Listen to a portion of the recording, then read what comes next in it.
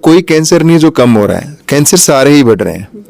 Breast cancer का क्योंकि female की पॉपुलेशन अराउंड 50% है, तो रोबोटिक सर्जरी आपके हर पेशेंट के लिए है, चाहे वो कैंसर का है चाहे वो कैंसर का नहीं है।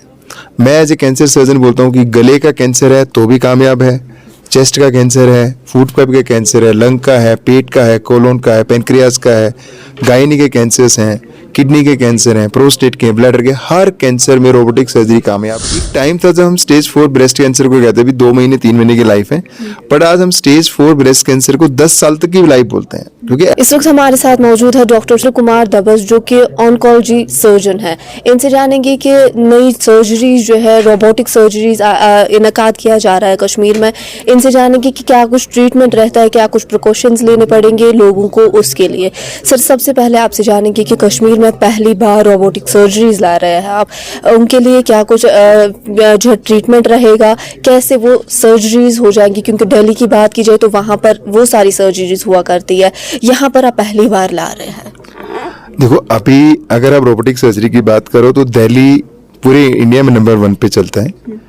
रोबोटिक सर्जरी 2009-10 से दिल्ली में है, बट अभी आप मानो कि कश्मीर में अभी तक रोबोटिक सर्जरी नहीं है, पर और रोबोटिक सर्जरी का नाम है कि भी हाँ रोबोटिक सर्जरी करानी है।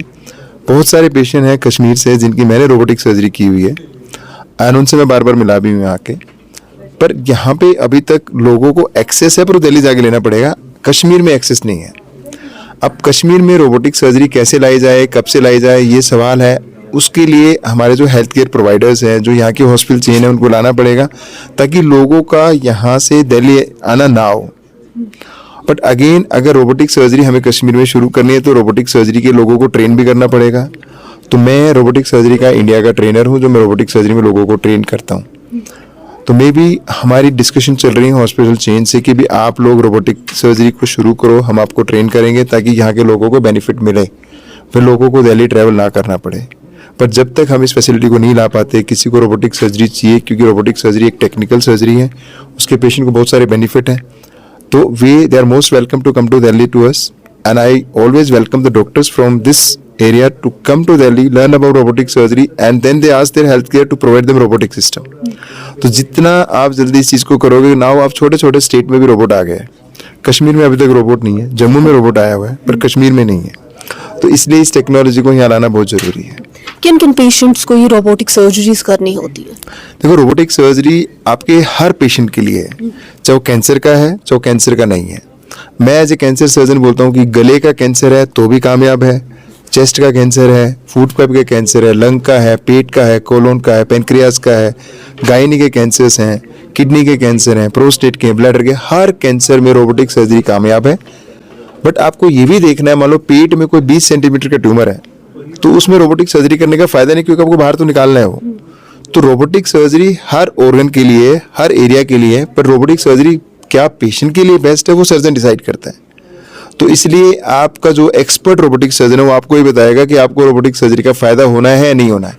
रोबोट कोई ऐसा नहीं है कि सर्जरी को आसान कर देता है या सर्जरी को खुद कर देता है, सर्जरी सर्जन ने करनी है, प्रो टेक्नोलॉजी रोबोट की है। तो इसलिए सर्जन डिसाइड करता है कि इस पेशेंट को रोबोटिक सर्जरी का फायदा होगा या नहीं होगा। कैंसर की बात की जाए तो बहुत सारे केसेस कैंसर के बढ़ रहे हैं, वहीं पर पहले की बात की जाए तो ट्रीटमेंट नहीं हुआ करता था, लेकिन इस वक्त जो है एडवांस टेक्नोलॉजीज आई है तो ट्रीटमेंट भी हो रहा है। ब्रेस्ट कैंसर की बात की जाए तो ब्रेस्ट कैंसर बहुत ज़्यादा बढ़ रहा है, उसके लिए क्या प्रिकॉशंस लेने पड़ेंगे? देखो, कैंसर ऐसा कोई कैंसर नहीं है जो कम हो रहा है, कैंसर सारे ही बढ़ रहे हैं। ब्रेस्ट कैंसर का क्योंकि फीमेल की पॉपुलेशन अराउंड 50% है, 2 ब्रेस्ट हैं, तो कैंसर के पेशेंट आपको ब्रेस्ट के हमेशा ज़्यादा मिलेंगे। और breast cancer one of the most curable cancer हम मानते हैं आज के टाइम पे। एक टाइम था जब हम स्टेज 4 ब्रेस्ट कैंसर को कहते हैं, अभी 2 महीने 3 महीने की लाइफ है, बट आज हम स्टेज 4 ब्रेस्ट कैंसर को 10 साल तक की लाइफ बोलते हैं, क्योंकि advance in treatment mean surgical advancement में नहीं बोलूंगा, पर मेडिसिन एडवांसमेंट आई है कि ऐसी ऐसी मेडिसिन आएगी जो उस कैंसर को लंबे टाइम तक कंट्रोल करेगी। सर्जरी में क्या एडवांसमेंट आया है कि भी आप पूरी ब्रेस्ट को निकाल के ब्रेस्ट वापस भी बना सकते हो ताकि साइकोलॉजिकली पेशेंट बेटर रहे। ब्रेस्ट में भी रोबोटिक सर्जरी शुरू हुई है ताकि आपको मिनिमम से मिनिमम कट लगे, ताकि मिनिमम से मिनिमम पेन हो आपको। तो टेक्नोलॉजी आपकी सर्जरी में, रेडिएशन में, कीमोथेरेपी में, टारगेट थेरेपी, इम्यूनोथेरेपी सब आ रही हैं, जिससे आप अपना सर्वाइवल बढ़ा रहे हो पेशेंट का, इवन क्वालिटी ऑफ लाइफ बढ़ा रहे हो। सेम अदर कैंसर्स में technology in surgery, technology in radiation, technology in chemo की वजह से सर्वाइवल भी बढ़ा है, क्वालिटी ऑफ लाइफ भी बढ़ी है और पेशेंट का सेटिस्फेक्शन लेवल भी बढ़ा है। तो इसलिए लोग अब कैंसर ट्रीटमेंट को एक्सेप्ट कर लेते हैं कि भी हाँ, हमें बहुत ज़्यादा खराब नहीं होगा, साइड इफेक्ट नहीं होंगे, इन्फेक्शन नहीं होगा। तो जैसे जैसे टेक्नोलॉजी एडवांसमेंट होगी तो लोग ट्रीटमेंट के लिए ज़्यादा आएंगे। कैंसर पेशेंट्स को क्या प्रिकॉशंस लेने होंगे? देखो, कैंसर पेशेंट्स को क्या प्रिकॉशंस लेने डिपेंड करता है आप किस कैंसर से ग्रस्त हो। मान लो मैं बोलूँ आप मुंह का कैंसर है तो आपको टोबैको स्मोकिंग कभी नहीं करनी। पेट का कैंसर है तो आपको एहतियात बरतनी है कि अल्कोहल वगैरह ना लो, वेजिटेरियन डाइट ज़्यादा लो, नॉन वेजिटेरियन कम लो, स्मोकिंग नहीं करो। आपको मान लो कोई ब्लैडर का कैंसर है, मीन्स पेशाब की थैली का, तो उसमें आपको स्मोकिंग बिल्कुल नहीं करनी क्योंकि उससे रिलेटेड होता है वो।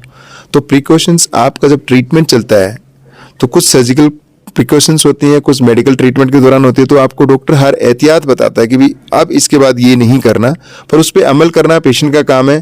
तो मैं कहता हूँ 90% पेशेंट अमल नहीं करते, ओनली 10% अमल करते हैं। ऐसे में पेशेंट्स के लिए, जितने भी कैंसर पेशेंट्स हैं, उनके लिए आपकी क्या मैसेज रहेगी?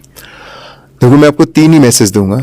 एक, आपको हर राइट है राइट ट्रीटमेंट जानने का कि भी आपका ट्रीटमेंट क्या ठीक है और क्या गलत है। दूसरा, आपको राइट डॉक्टर भी मिलना जरूरी है। अब राइट डॉक्टर वो है जो उस ट्रीटमेंट का एक्सपर्ट है, उस कैंसर का एक्सपर्ट है। तीसरा है कि फाइनेंस सबसे बीच में आते हैं आपका राइट ट्रीटमेंट के लिए। गरीब पेशेंट है, कैंसर का ट्रीटमेंट महंगा है, वो नहीं करा पाएगा, वो कोई छोटे सेंटर पे जाएगा, ट्रीटमेंट गलत होगा, सर्वाइवल ठीक नहीं होगा। तो फाइनेंसेस कैसे मैनेज करें? आप गवर्नमेंट एम्प्लॉय है, ठीक है। अगर आप गवर्नमेंट एम्प्लॉय नहीं हो, आप प्राइवेट काम करते हो, तो एक हेल्थ इंश्योरेंस लेना बहुत जरूरी है। मैंने ये देखा कि कश्मीर में लोग हेल्थ इंश्योरेंस कम लेते हैं।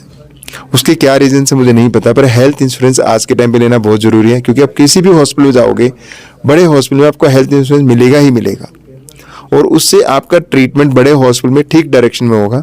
पर आपके पास पैसे की कमी है, आप नहीं जा पा रहे हो, आपको एक्सेस नहीं है हेल्थ केयर को, तो मैं बोलूँगा ऑब्वियसली आप बेस्ट ट्रीटमेंट नहीं ले पाओगे। तो आपको सही ट्रीटमेंट का ज्ञान होना जरूरी है, सही डॉक्टर के पास जाना जरूरी है, प्लस हेल्थ इंश्योरेंस होना बहुत जरूरी है। उसके अलावा आपको अपनी healthy diet, sedentary life, exercise, इन सब चीज़ों पे ध्यान देना है। ये सब चीज़ें मिला के कैंसर के चांस को कम करती हैं, प्लस आपकी रिकवरी में हेल्प करती हैं। तो ये चीज़ें बहुत ज़रूरी हैं और ये लोगों को खुद ही करनी पड़ेगी, कोई डॉक्टर ये नहीं करा पाएगा। Thank you so much sir. Thank you. तो आप देखते रहिए कश्मीर प्राइड। दीजिए मुझे और मेरे कैमरा पर्सन आशिक नाइक को, मसरूर कोयूम को इजाज़त। अल्लाह हाफ़िज़।